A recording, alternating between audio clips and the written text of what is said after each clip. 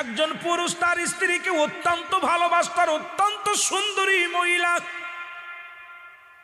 হঠাৎ করে কিছুদিন পরে, কয়েকটা বছর পরে স্ত্রী মারা গেল। স্ত্রী মারা গেছে, স্বামী সহ্য করতে পারে নাই। স্বামী স্ত্রীর কবরের পাশে দাঁড়ায় দাঁড়ায় কান্দে, বৈশা বৈশা কান্দে। সকালে যায়, আসর পর্যন্ত বসে বসে কান্দে। লোকজনে বলে, ভাই আর কান্দে লাভ কি, বিবি তো আর ফিরে আসবে না। কয় না রে ভাই, আমার বিবিরে আমি অত্যন্ত ভালোবাসি, স্ত্রীর মায়া আমি ভুলতে পারি না।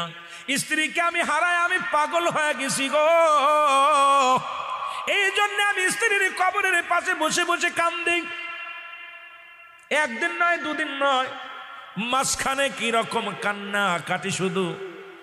আর একটা বিয়ে সাধু করে না, অন্য মেয়ের দিকেও উপাদান আকৃষ্ট হয় নাই, শুধু স্ত্রীর জন্য কান্দে, প্রতিনিয়ত কবরের পাশে বসে বসে কান্দে। হঠাৎ একদিন ঈসা আলাইহিস সালাম ওই রাস্তা দিয়ে যাইতেছে, দেখে একজন পথিক কবরের পাশে বসে বসে দুটি চোখের পানি ছেড়ে কাঁদতেছে আর বলতেছে, আল্লাহ আমার বিবিরে তুমি নিয়ে গেলা, বিবিরে ছাড়া আমি বাঁচতে পারি না, বিবিরে ছাড়া ঘুমাইতে পারি না, বিবিরে ছাড়া আমার ভালো লাগে না, বিবিরে ছাড়া আমি খাইতে পারি না। ঈসা আলাইহিস সালাম যে ডাকতে বলে, ভাই তুমি কান্দো কেন? হুজুর আমি কাঁদছি কেন, আমার বিবি কবরে শুয়ে আছে, আজ থেকে অনেক দিন যাবত মারা গেছে, এখন বিবির মায়া আমি ছাড়তে পারি না, আমি ঘুমাইতে পারি না, খাইতে পারি না, চলতে পারি না, আমার বিবির জন্য আমারে নিয়ে যাও, আমি চলে যাব। আমারে কেন আমার আল্লাহ নেয় না? আমার বিবির কাছে আমারে কেন নেয় না? না হয় বিবিরে ফিরা দাও, না হয় আমারে নিয়ে যাও। জোরে জোরে চিল্লায়া বলা যাবে না আল্লাহু আকবার। ঈসা নবী ডাক দিয়ে কয়, বাইরে তুমি তোমার বিবিরে এত ভালোবাসো? কয় হুজুর আমার বিবির চেহারা দেখলে, আমার বিবির চেহারা আমি ভুলতে পারি না। আমার বিবিকে এত রূপ যৌবন আল্লাহ দান করেছিল গো, তারা দেখলে আমি না দেখলে পাগল হয়ে যাই। তুমি যদি আমার বিবির একটু ফিরায়া দিতা, উঠায়া দিতা, সারা জীবন কৃতজ্ঞতা তোমার কাছে থাকতাম। ঈসা নবী কয়, তোমার বিবির কবর কোনটা, কয়টা? তখন ঈসা আলাইহিস সালাম বলে, আমার আল্লাহ আমাকে একটু অলৌকিক ক্ষমতা তুমি আর একটু দিয়া দাও, আমি ওনাকে কবরের কবর থেকে উঠায়া দিই। সঙ্গে সঙ্গে কবরটার বলতার থেকে বলছে, কবরবাসী ওঠো, সঙ্গে সঙ্গে উঠে গেছে। ঈসা আলাইহিস সালাম যখন ডাক দিছে, কবর থেকে উঠছে, উঠলে দেখে একটা বেটা মানুষ, তার নাক মুখ দিয়ে আগুন বাইর হচ্ছে, মাথা দিয়ে আগুন বাইর হচ্ছে, কান দিয়ে আগুন বাইর হচ্ছে, চোখ দিয়ে আগুন বাইর হচ্ছে, গাল দিয়ে আগুন বাইর হচ্ছে, পুরো দেহটার মধ্যে মুসলমান সাপ জড়ায় রয়েছে।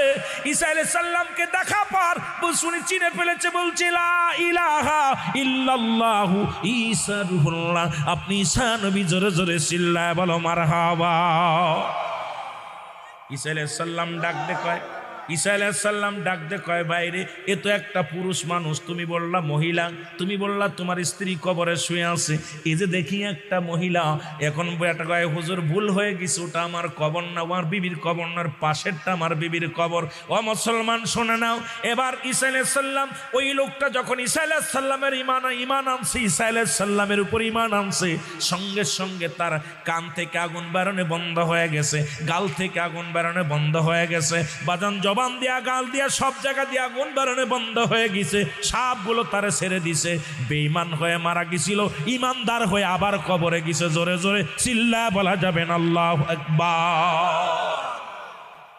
এবার ঈসা আলাইহিস সালাম আবার কবরের পাশে দাঁড়া ডাক দিয়ে বলে, মালিক তুমি আমারে আবার একটু পাওয়ার দাও। ঈসা আলাইহিস সালাম আবার ওই মহিলার কবরের পাশে ডাক দিয়ে বলে, এ মেয়ে ওঠো, কবর থেকে ওঠো। সঙ্গে সঙ্গে কবর থেকে উঠে আসছে, দেখে একদম বাজান পরি, অনেক সুন্দর চেহারা, এখন সুন্দর চেহারালা মহিলা পেয়ে বলে, হুজুর এটাই আমার স্ত্রী।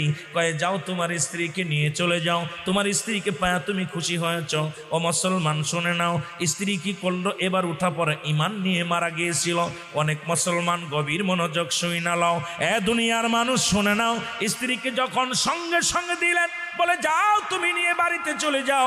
বাড়িতে যা বিবিরে কয়, বিবিরে আমি আজ কটা দিন তোমার কবরের পাশে কাঁদতে কাঁদতে বড় ক্লান্ত হয়ে গেছি, একটু আমার রেস্টের দরকার, আরামের দরকার।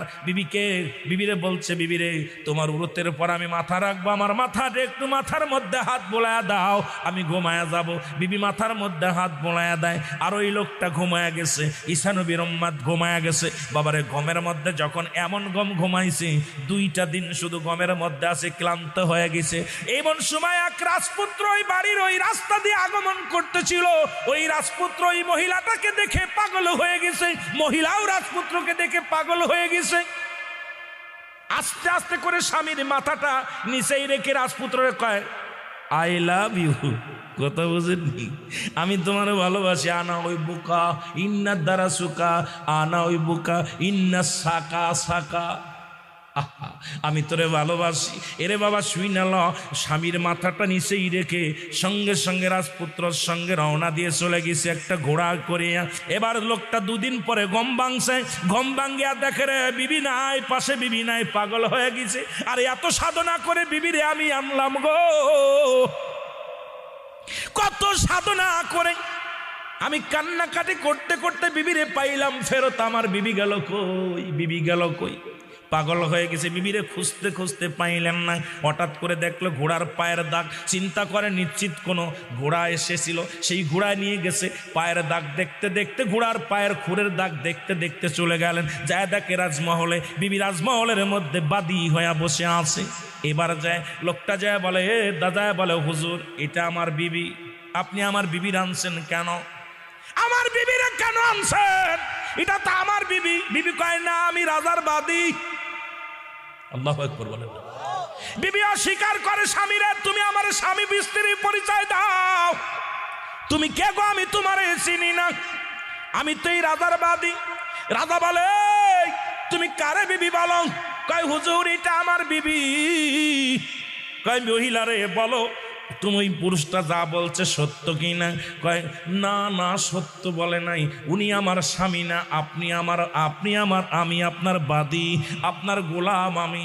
সঙ্গে সঙ্গে বাদামরে রাজা বললেন, ওকে কি করো, দুনিয়া থেকে বিদায় করে দাও। ও মুসলমান শুনে নাও। সঙ্গে সঙ্গে জল্লাদেশে তার গর্দানটা কেটে দিলেন এবং মহিলাটাও মারা গেলেন, পুরুষটাও মারা গেলেন। দুইটায় দুনিয়ার প্রেমের সুন্দরী প্রেমের পড়িয়া দুজনই ইমান হারা হইয়া দুনিয়া থেকে বিদায় নিল। জোরে জোরে চিল্লা বলা যাবে না নাউজুবিল্লাহ। এরে দুনিয়া আজকে খেলার পুতুল। ও দুনিয়ার মুসলমান শুনে নাও, ইয়া দ্বারা আমরা বুঝতে পারি আজকে মেয়েদের পাল্লাই পড়িয়া, দুনিয়ার প্রেমে পড়িয়া, সংসারের প্রেমে পড়িয়া আজকে আমরা দুনিয়ার লোভে আমাদেরকে খেয়ে ফেললো।